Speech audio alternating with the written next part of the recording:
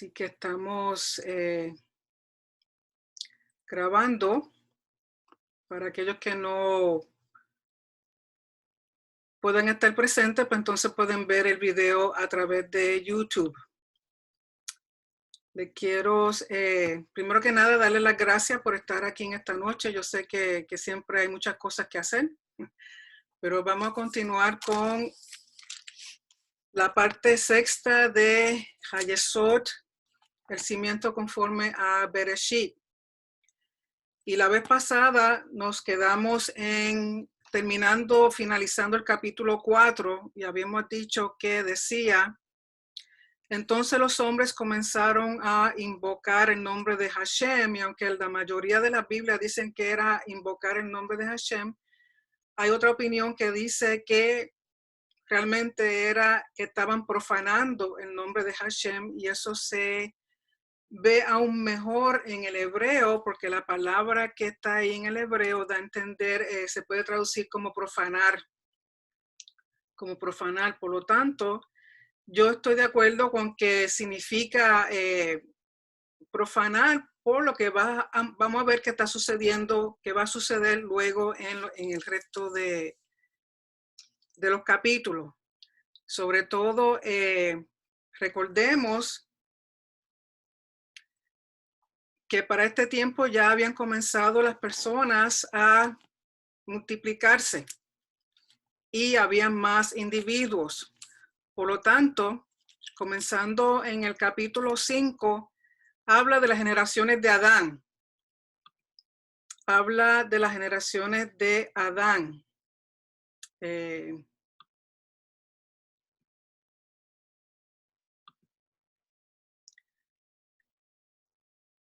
Habla de las generaciones de Adán y dice, este es el libro de las generaciones de Adán, el día en que creó Dios al hombre a semejanza de Dios lo hizo, varón y hembra los creó. Y recuerden que al principio habíamos dicho que Adán tenía ambas cualidades de hombre y mujer, de varón y hembra, y que Dios los separó.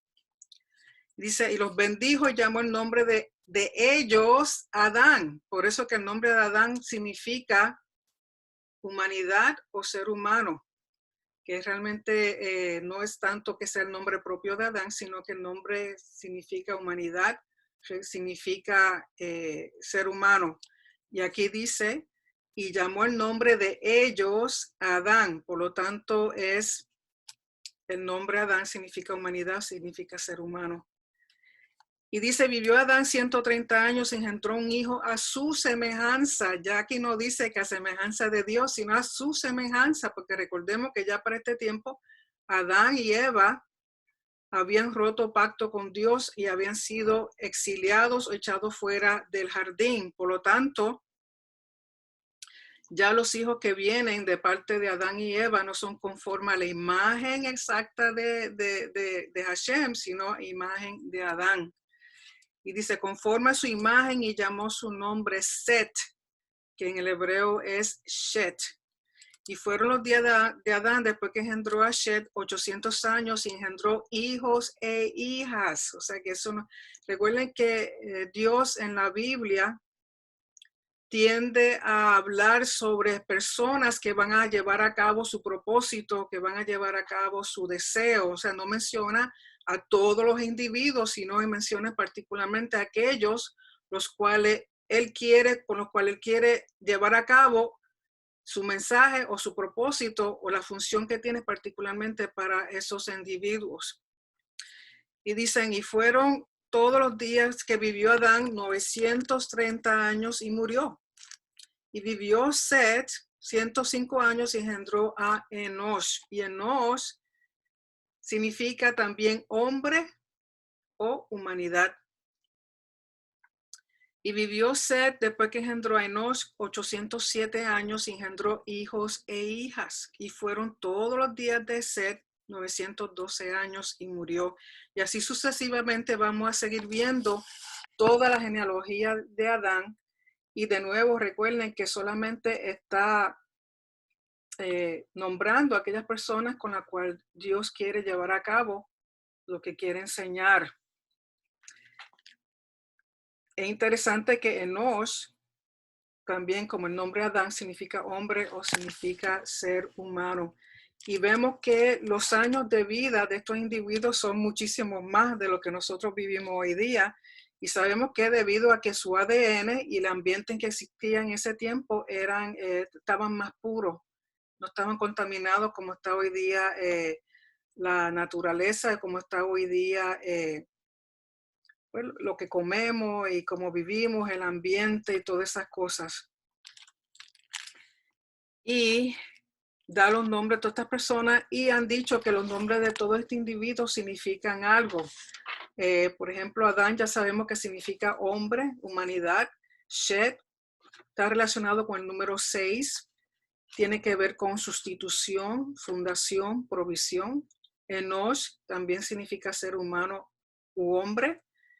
Y luego vamos a ver que Cainan significa traer, Mahalalel significa alabanza de Dios, Yared significa descender, Hanok significa dedicar o instruir, Metushalah, no Matusalén, sino Metushalah significa trajo muerte o envió muerte. Lamech significa líder, y el nombre de Lamech, si invertimos algunas de las letras, se puede decir Malech o Melech, rey. Y luego Noah, y Noah significa descanso, confortar, alivio o consuelo. Y si ponemos todos estos nombres juntos, encontramos que Dios da un mensaje y el mensaje que Dios da es que un hombre que viene a sustituir o ser el fundamento o a proveer, y ese hombre va a traer alabanza de Dios, va a descender dedicado a instruir, trayendo muerte, o sea, su muerte. ¿Para qué? Para ser líder, para ser el rey, y siendo rey va a traer descanso, consuelo y alivio. De nuevo, Adán, hombre.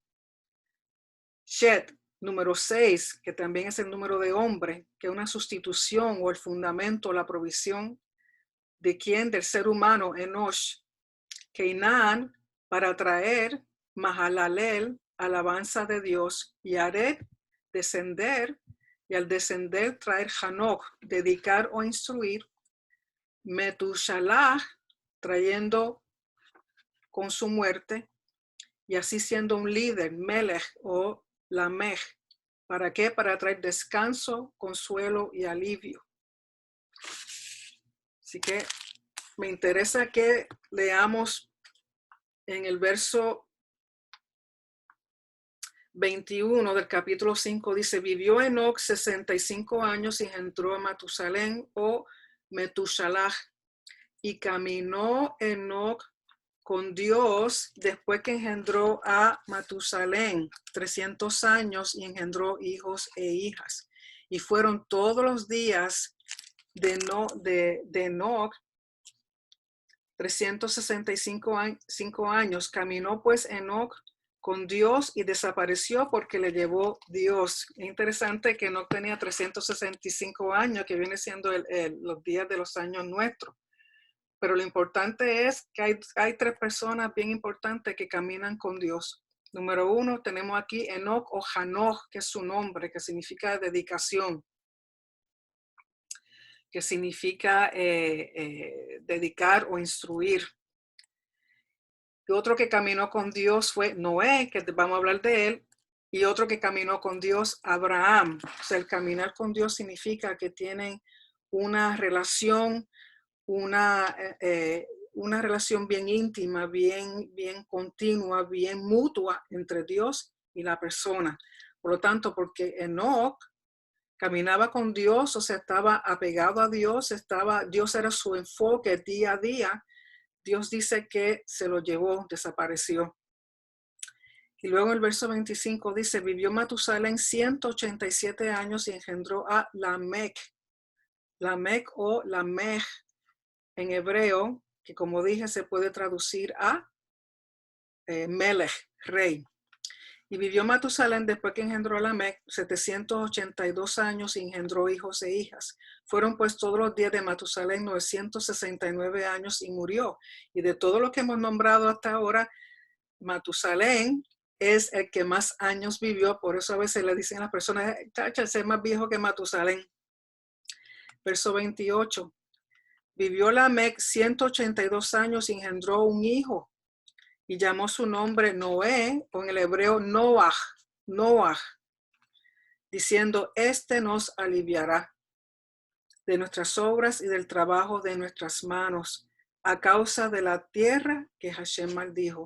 En otras palabras, ya cuando nace este niño, nace en el sentido de que es una profecía que había en ese momento de que iba a venir uno que iba a traer alivio, que iba a traer descanso, que iba a traer reposo, que iba a traer, como decir, una salvación. Y en ese momento nace Noé o Noah, y el nombre de Noah significa, como dije, consuelo, alivio o reposo. Y Noah dice después de Noah, este nos aliviará de nuestras obras y del trabajo de nuestras manos a causa de la tierra que Hashem maldijo. Y vivió Lamec después que engendró a Noé, 595 años y engendró hijos e hijas. O sea que había muchas más personas, muchos más en la familia, pero que solamente se nombran aquello que Dios quiere usar. Y fueron todos los días de Lamec 777 años. 777 años. Ahí ya nos deja saber que comienza una era nueva. Recuerden que el 7 significa templo, creación, tiene que ver con un comienzo en términos del reino, en términos del orden, en términos de lo que Dios está haciendo. Por lo tanto, es importante, no es una casualidad que los años que vive el Lamec es 777 años, 3 7, y los 3 7 también representan al Mesías. Por lo tanto, se sabe que Noé o Noah en ese momento va a ser un Mesías o un Salvador para la humanidad. Y en el verso 32 dice, y siendo Noah, de 500 años engendró a Shem, a Ham y a Jafet. A Shem, a Ham y a Jafet. Y Noé tiene 500 años y también ese número es importante porque el 5 está asociado con el reino, con orden y con dominio. Y tenemos que también 50 por 10, que es 50, asociado con jubileo, asociado con liberación, asociado con cancelación de deudas, asociado con también libertad. Por lo tanto, el 5 también no es una coincidencia que Noah, el que va a traer reposo, el que va a traer alivio,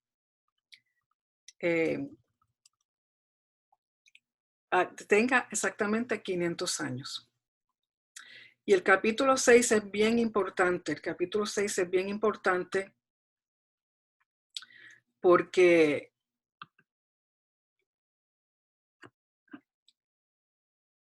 quiero detenerme un momentito porque en este capítulo han salido una serie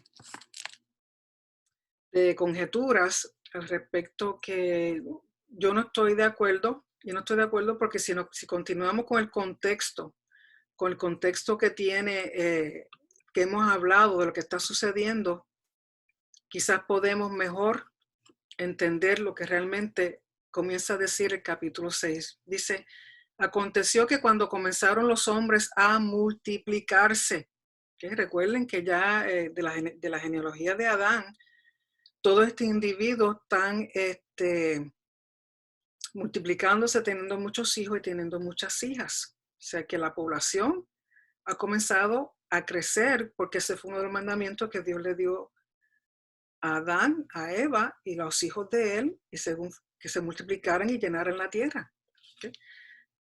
Dice, comenzaron los hombres a multiplicarse sobre la faz de la tierra y les nacieron hijas. que viendo los hijos de Dios, o en el hebreo dice los hijos de Elohim, que las hijas de los hombres eran hermosas, tomaron para sí mujeres, escogiendo entre todas. Ahora, tenemos que entender lo que significa eso. Primeramente, el término Elohim se puede interpretar de varias formas. Número uno, se puede interpretar como Dios, el nombre de Dios. Número dos, Elohim también se usa para hablar sobre jueces. Elohim también se usa para hablar de poder, de personas con gran poder, porque viene del término El, que Él significa poderoso, que lo usamos para nuestro Dios como un Dios poderoso. Por lo tanto, si seguimos el contexto de lo que está diciendo ese capítulo, vamos a entender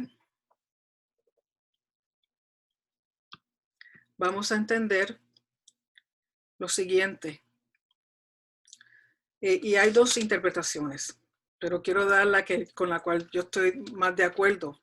Así que estos hijos de Elohim o hijos de poderosos, que las hijas de los hombres, y vieron que las hijas de los hombres eran hermosas, y tomaron para sí mujeres escogiendo entre todas. Ya sabemos que la población ha crecido, que se ha multiplicado. ¿Qué sucede? Si tenemos un grupo de hombres poderosos, fuertes, ¿qué nos deja entender? Que si existe un grupo de hombres poderosos, fuertes, significa que hay un grupo de hombres que no lo son.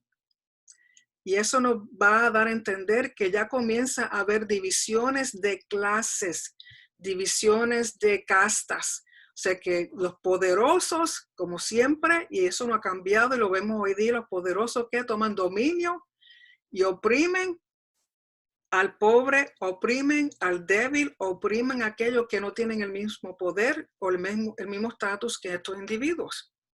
Y estos individuos poderosos, dice, que vieron las hijas de los hombres, o sea, las hijas que estaban naciendo, o sea, las hijas que existían, las mujeres que existían, y que comenzaron a tomar para sí estas mujeres. No dice que se casan con ellas, sino que las toman.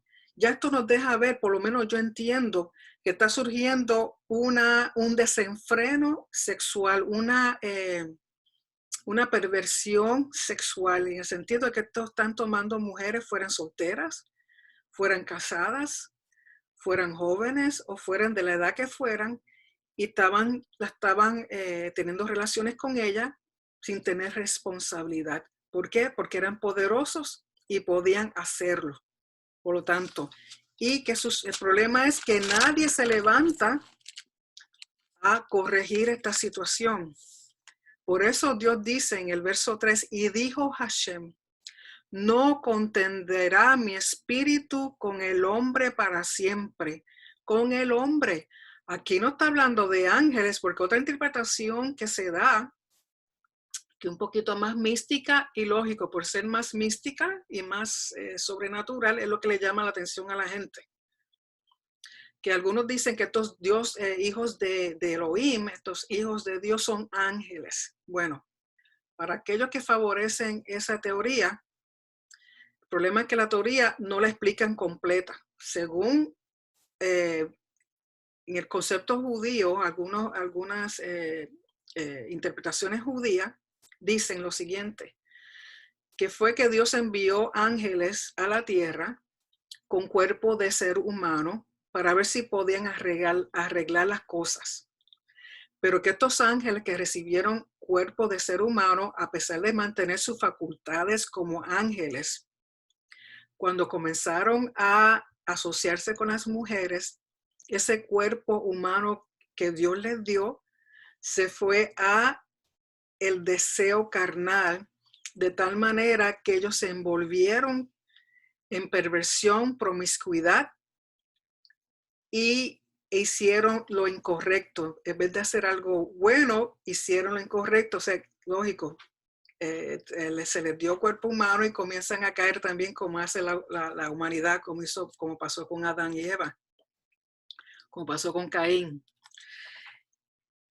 Y estos ángeles que supuestamente Dios le había permitido tener cuerpo humano, cuando entraron en esta perversión, cuando entraron en este desenfreno sexual, Dios le quitó sus facultades de ángeles y dejaron de ser ángel. ¿Okay? Se quedaron como seres humanos. ¿Okay? Que esa es la parte que no explican según la otra interpretación, sino que dejan de ser ángeles caídos que vinieron y tuvieron relaciones con mujeres. Eso es imposible porque son dos entidades completamente diferentes. Y si vamos a lo que Dios dice en principio en Génesis, que toda especie se procrea conforme a su especie, que todo género va a procrearse conforme a su género, no hay forma de que Dios va a ir en contra de lo que Él ya ha declarado como una ley física en esta tierra, que significa que un ser celestial, un ángel celestial, no puede tener relaciones con un ser humano porque no tiene un cuerpo de ser humano. Es imposible, no hay forma. Son dos entidades que no pueden, es como no se pueden, no son incompatibles en todo el aspecto. Por lo tanto, porque ese no era el propósito de los ángeles, procrearse. Por eso Dios creó al ser humano. Por lo tanto, estos individuos, yo estoy más de acuerdo con que eran hombres poderosos que tomaron dominio, que comenzaron a oprimir, que empezaron a establecer clases sociales y todo aquel que no estaba dentro de la esfera social de ellos, ellos abusaban y oprimían. Y estos seres, por eso Dios dice en el verso 3, y dijo Hashem, no contenderá mi espíritu con el hombre para siempre. No está hablando de ángeles caídos, no está hablando de seres celestiales, sino está hablando del hombre mismo. Por lo tanto, porque ciertamente es carne, más serán sus días 120 años. Y una interpretación que estaba leyendo, que no me había percatado, porque uno piensa que los años que va a vivir un hombre van a ser 120 años de vida como el máximo. ¿Okay? Pero también se puede interpretar que Dios en ese momento le está diciendo, le estoy dando 120 años más de break, como dice uno, de oportunidad a la humanidad para que se arregle. Y sabemos que exactamente 120 años casi es lo que se toma Noé en construir el arca y cuando sucede el diluvio suceden las demás cosas. O sea que puede ser que esto haya sido un plazo que Dios dice, le estoy dando 120 años más y si de aquí a 120 años no han resuelto, voy a tomar una decisión. En el verso 4 dice, había gigantes. Aquí la palabra gigantes en el hebreo es nefilim, nefilim, de nuevo. No son ángeles caídos, porque nefilim viene de la palabra nafal, que se puede interpretar como caído. Yo lo que entiendo es que estos hombres poderosos han caído a una depravación, han caído a una promiscuidad, han caído a ser opresores de la sociedad. Por lo tanto, se le llama nefilim, que de ser hombres exaltados, hombres poderosos, han caído socialmente, espiritualmente y físicamente en una perversión, en un desorden, una anarquía sobre la tierra. Dice, había nefilim en la tierra en aquellos días y también después que se llegaron los hijos de Elohim a las hijas de los hombres, o sea que estos poderosos, que ya no son tan poderosos, y ellas comenzaron a engendrarle hijos. Lógico, si son hombres y tienen relaciones con mujeres, van a engendrar hijos. Pero si son ángeles, no hay forma, porque eso iría en contra de los principios y leyes de la física y biología que Dios establece de un principio en Génesis, donde dice que todo género y toda especie se reproduce exactamente en su género y su especie. Y Él prohíbe las mezclas. Si Él prohíbe las mezclas en los frutos y en los animales, ¿cuánto más en el ser humano con una cosa que no es un ser humano? O sea, hay que ser lógico y hay que seguir el contexto de lo que dice la palabra. No podemos inventar cosas que no son. Lógico, suena más interesante, ángeles caídos, Y de ahí que sacan todas estas películas y todos estos mitos y todas estas cosas que son erróneas. No podemos ir en contra de lo que Dios establece, porque estamos yendo en contra de su voluntad y le estamos diciendo mentiroso. Lo que Él estableció tiene que seguir hacia adelante. El hombre es quien daña las cosas. Por ejemplo, hoy día sabemos que el hombre ha mezclado la genética de diferentes frutos y a veces ha mezclado esta genética de ciertas especies como de peces con fruta y sabemos que esas cosas ya no son real, ya no son real, ya no es lo que Dios estableció desde un principio. Y eso es una rebeldía horrible en contra de nuestro Creador. Estos fueron los poderosos que desde la antigüedad fueron de renombre. ¿Qué significa de renombre? Que para ellos mismos se hicieron un nombre. Lógico, si eran poderosos, si eran los fuertes, si eran los que dominaban, si eran los que oprimían a los débiles, tenían un nombre. Por lo tanto, y sabemos que en el libro de Deuteronomio, Moisés mata a Og, y Og eran de los últimos poderosos que quedaban. Lógico, le llamaban, lo traducen como gigante porque es posible que físicamente hubieran sido hombres grandes, porque además de poderosos en el sentido, en el aspecto quizás social, económico y todas esas cosas, también quizás físicamente eran hombres que uno los miraba y asustaban. Pero no era que eran gigantes,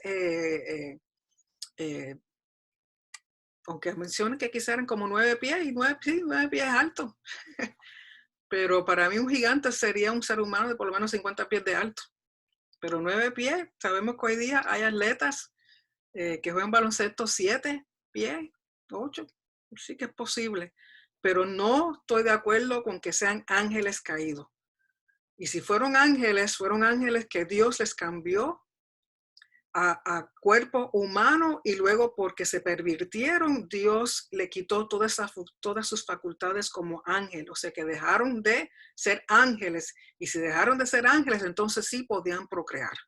Pero no estaban en su simiente, no estaban añadiendo nada de ninguna característica de ángel.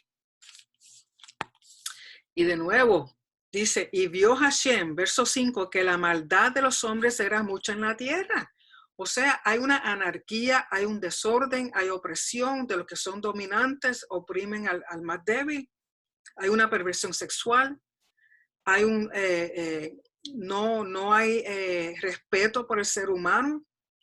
Otras cosas que dicen es que comenzaron a quitarle posesiones a aquellos que tenían algo, los más fuertes le quitaban y les dejaban sin nada. Y dice, y que todo designio de los pensamientos del corazón de ellos era de continuo solamente el mal. Y sabemos que en el judaísmo se entiende que la palabra designio aquí en el hebreo es yetzer. Yetzer es inclinación. Y todo ser humano tenemos dos inclinaciones, la inclinación hacia lo bueno y la inclinación hacia lo malo. Pero aquí en este caso ya habían llegado a un punto que solamente continuamente la inclinación del hombre era hacia la maldad. Ya se habían olvidado de lo que era bueno, ya se habían olvidado de lo que Dios había establecido, ya se habían olvidado de todas esas cosas y ya era solamente la humanidad haciendo lo que le daba la gana. ¿Y qué sucede? Verso 6. Y se arrepintió Hashem de haber hecho hombre en la tierra y le dolió en su corazón. Ahora, recuerden que describen a Dios en términos antropomórficos, que significa que para que nosotros podamos entender, se le da características humanas y de sentimiento, pero sabemos que Dios no es un ser humano y que Dios no tiene cuerpo, Dios es un espíritu. Es una energía, es una fuerza que no podemos ni siquiera describirla. Pero para que entendamos lo que estaba sucediendo, dice que Hashem se arrepintió, que le dolió. Pero imagínense, es como un padre que ve a sus hijos decaer socialmente, decaer en todas las cosas, pues lógico. ¿Qué padre no siente cuando sus hijos caen o cometen errores que van a tener consecuencias horribles. Y verso 7 dice, y dijo Hashem, raeré de sobre la faz de la tierra a los hombres que he creado, desde el hombre hasta la bestia y hasta el reptil y las aves del cielo. Es interesante que aquí invierte el orden de la creación. Recuerden que cuando comienza a hablar del seres vivientes, comienza con las aves, luego los reptiles, luego las bestias y por último el hombre. Entonces aquí invierte el orden. Dicen que va a comenzar con el hombre. ¿Por qué? Porque al hombre se le dio una responsabilidad que tiene una responsabilidad por encima de todas las demás criaturas. Por lo tanto, comienza con el hombre. Dice, desde el hombre hasta la bestia y hasta el reptil y las aves del cielo, pues me arrepiento de haberlos hecho. Y Noah, halló gracia ante los ojos de Hashem. Noah halló gracia ante los ojos de Hashem. Y sabemos que en la Biblia hay muchos juegos de palabras, porque si usted toma el nombre de Noah, que es una nun y una het, y la invierte, forman la palabra gen, que es lo que nosotros traducimos como gracia o como favor. Por lo tanto, Noah encontró gen. Son las letras invertidas. Las letras invertidas. Por lo tanto, ¿qué está sucediendo? El hombre comienza a multiplicarse, crean hijos e hijas, aparecen estos poderosos que tienen dominio, abusan, oprimen, comienza a haber una perversión sexual, una perversión social, una anarquía, y Dios no está de acuerdo con eso. Y dice, tengo que eliminar al hombre, tengo que limpiar toda esta situación. Y recuerden que se está repitiendo el mismo patrón desde el principio de Génesis. Dios es el que establece el orden y el hombre causa caos. Y al hombre causar caos, Dios tiene que exiliarlo. Pero en medio de ese exilio, Él trata de traer un redentor. ¿Para qué? Para volver a traer al hombre así y traer shalom, traer de nuevo el orden que Él había empezado. ¿Y quién aquí va a servir de redentor o de Mesías para tratar de establecer el orden que se ha perdido? Noah. Y comienza diciendo en el verso 9 del capítulo 6, estas son las generaciones de Noah. Noé, varón justo y era perfecto. Aquí la palabra justo es sadik. Y la palabra perfecta aquí es la palabra tamim, que tamim se entiende, aunque lo describen como perfecto, se entiende que significa completo en el sentido de que no le falta nada para llevar a cabo el propósito, el plan, el rol que Dios ha puesto en él, en el individuo. Eso significa tamim, estar completo, no faltarle nada a uno para llevar a cabo lo que Dios ha puesto en uno para hacer. Lógico, lo que ha puesto en uno es para su reino, es para engrandecer su reino. Y dice, Noah, varón justo, Sadik, era tamim, perfecto en sus generaciones. O sea que de toda la que estaba pasando, de todos los individuos, de todas las personas que estaban haciendo lo que estaba haciendo, Noé fue el único que Dios pudo mirar y decir, este sigue siendo un hombre recto, un hombre completo. Dice, con Dios caminó Noé. De nuevo, el caminar con Dios significa tener una relación íntima con Dios, una relación mutua, una relación en el cual Dios es el enfoque de ese individuo. O sea, dos personas que no estén de acuerdo no pueden caminar juntas. Por lo tanto, el caminar con Dios, y por eso de ahí que el judío saca la palabra halajá, caminar en la Torá, caminar en los preceptos de Dios, porque cuando uno está caminando en los preceptos, los mandamientos de Dios, uno camina con él. Y dice, y engendró Noé 3 hijos, a Shem, a Ham y a Jafet. Y se corrompió la tierra delante de Dios y estaba la tierra llena de violencia. Se corrompió. Y recuerden ¿cómo no va a estar, cómo no va a haber corrupción?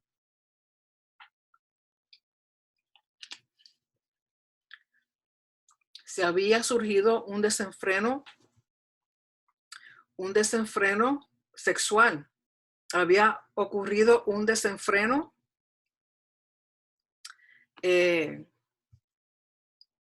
social, donde había opresión, donde había algunos que tenían dominio sobre aquellos que no podían protegerse o defenderse a sí mismos.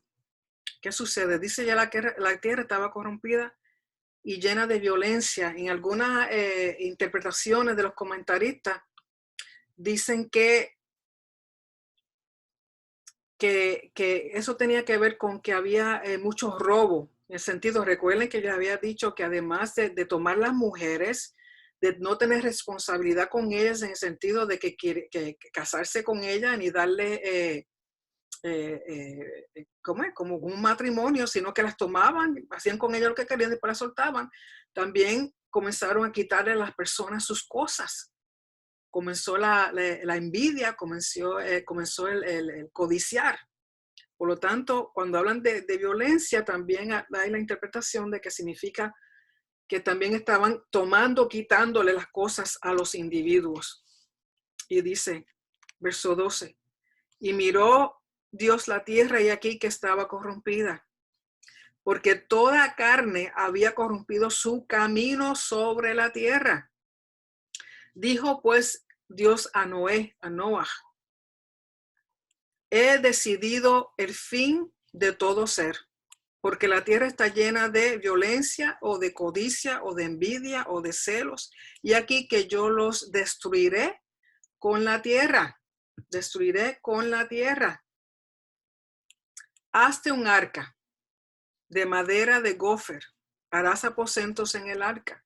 Y la calafatearás con brea por dentro y por fuera. ¿Para qué? Para que no entre agua. Y de esta manera la harás. Y comienza a dar una serie de medidas. Verso 16, una ventana harás al arca, o sea, de todo lo grande que era el arca, una sola ventana, que en el hebreo es zohar, que significa iluminación, algo para que ilumine. Y la acabarás a un codo de elevación por la parte de arriba y pondrás la puerta del arca a su lado, la puerta a su lado. Y le harás piso bajo, segundo y tercero, o sea que tiene 3 pisos. Ahí comienza el patrón que vimos desde un principio. El Edén, la tierra, el Edén y el huerto. La tierra, el Edén y el huerto. 3 pisos, también lo vamos a ver en el tabernáculo. El atrio, el lugar santo, el lugar santísimo. También se va a ver en el templo. También lo vemos en el hombre, que es carne, espíritu y alma. O sea, ese patrón no va a cambiar. Va a ser el mismo siempre. He aquí que yo traigo un diluvio de aguas, mavul, un mavul. Y se sobreentiende también mavul, que significa juicio, un juicio. Un diluvio de agua sobre la tierra para destruir toda carne en que haya espíritu de vida, lo que Dios le dio, lo que Dios puso en toda criatura. Que haya espíritu de vida debajo del cielo, todo lo que hay en la tierra morirá. Mas estableceré mi pacto, Brit, mi pacto contigo. Recuerden que esto de Noé, de Noah, no es otra cosa que una recreación. Una recreación. Dios está creando de nuevo. Recuerden que al principio, en Génesis, la tierra estaba cubierta de agua. Él escoge a Adán, hace un pacto con Adán. Aquí Dios está escogiendo a Noé. Está lo que Adán va a querer hacer con Noé, Noah, lo que no logró hacer con Adán. Y dice, mas estableceré mi pacto, mi brit, contigo y entrarás en el arca tú, tus hijos, tu esposa y las esposas de tus hijos contigo. Y de todo lo que vive, de toda carne, dos de cada especie meterás en el arca para que tengan vida contigo. Macho y hembra serán. Aquí está hablando anatómicamente. Tiene que ser macho y tienen que ser hembra. ¿Por qué? Porque solamente un macho con una hembra puede procrear. no hay otra forma. Verso 20, de las aves según su especie, y de las bestias según su especie, de todo reptil de la tierra según su especie. 2 de cada especie entrarán contigo para que tengan vida. Y toma contigo de todo alimento que se come y almacénalo, y servirá de sustento para ti y para ellos. Y lo hizo así Noah, hizo conforme a todo lo que Dios le mandó, como Abraham, sin hacer preguntas, sin hacer comentarios ni dar opiniones, obedeció completamente. Porque primero que nada, hasta ese punto nunca había habido diluvio. Él no sabe lo que es un diluvio. Número 2, está haciendo construir algo que tampoco se había visto hasta ese momento. Número 3, está hablando de animales que él tiene que tener con sí para meterlos en el arca, para que las especies, la vida de estas criaturas, cuando llegue el momento, se multipliquen y llenen la tierra de esas criaturas de nuevo. ¿Por qué? Porque Dios va a destruir todo. Por lo tanto, el arca representa un lugar de seguridad, representa el lugar de la presencia de Dios. Tiene 3 pisos. Es ya es un patrón de lo que va a ser el tabernáculo, ya es un patrón de lo que va a ser el templo. ¿Y qué es el tabernáculo y qué es el templo? El lugar de espacio sagrado donde Dios puede morar para poder estar con la humanidad, para poder estar con su pueblo, para poder estar con sus hijos, con su creación. O sea, Dios tiene que estar en medio de un lugar que sea un espacio sagrado, si no, no puede estar. Por lo tanto, este arca que representa ese tabernáculo, ese lugar, ese espacio sagrado de protección, ese espacio sagrado de orden. Y no es casualidad que las personas que van a entrar al arca sean exactamente 8, nuevo comienzo, permanencia. ¿Okay? ¿Qué tal? Porque Dios está hablando a través de todas estas cosas, dejándonos saber su plan, que se repite. ¿Okay? Él comenzó una creación con Adán, no funcionó, entonces vamos a empezar con Noé, con Noah. Y recuerden que Noah significa descanso, significa confortar, significa alivio, significa reposo. Así que lo voy a dejar ahí por el momento y la próxima vez que nos reunamos vamos a seguir con el capítulo 7. Pero antes de seguir, había puesto a un lado los recursos que estoy usando para esta clase. No sé si los haya en español, pero uno de ellos es The Lost World of Genesis 1, el mundo perdido de Génesis 1 por el doctor John Walton. No sé si lo ven y quizás se ven al revés las letras, perdonen. Este es uno de ellos, muy bueno, excelente. El otro es también del mismo autor, The Lost World of Adam and Eve, el mundo perdido de Adán y Eva, también por el doctor John Walton. Otros recursos, y estos sí los hay en español, que son de la doctora Dina Dye, que tenemos el templo revelado en la creación. El templo revelado en la creación, este lo hay en español. El otro es el templo revelado en el jardín. El templo revelado en el jardín, también de la doctora Dina Dye. Y este también lo hay en español. Y otro recurso, que es un recurso, son 2 tomos. Y es de la casa editora ArtScroll. Y se llama Bereshit o Bereshit. Y son 2 tomos. No sé si puedan ver. Aquí. Bereshit. Son 2 tomos. Y si ven, es un libro bastante grande. Y son 2 tomos y solamente habla del libro de Génesis. Así que aquí hay bastante para leer, para estudiar. No sé si lo tengan en español, pero usted puede ir a la casa editora ArtScroll. Así que lo que quiero es dar oportunidad para preguntas y respuestas, Dios mediante. Así que con esto vamos a concluir aquí la clase y vamos a tener preguntas y respuestas. Denme la oportunidad de cerrar la grabación y poder poner todos los micrófonos de todas las personas abiertos. Y se recuerden que si van a hablar, tienen dentro de donde dice participante, tienen para levantar una manita. Y con esa manita yo sé que usted tiene una pregunta, o si no, pueden usar el chat para hacer preguntas y así tratar de contestar las más que podamos. Así que le agradezco y será hasta la próxima. Dios mediante, tan pronto pueda, pondré este video en YouTube. Bendiciones.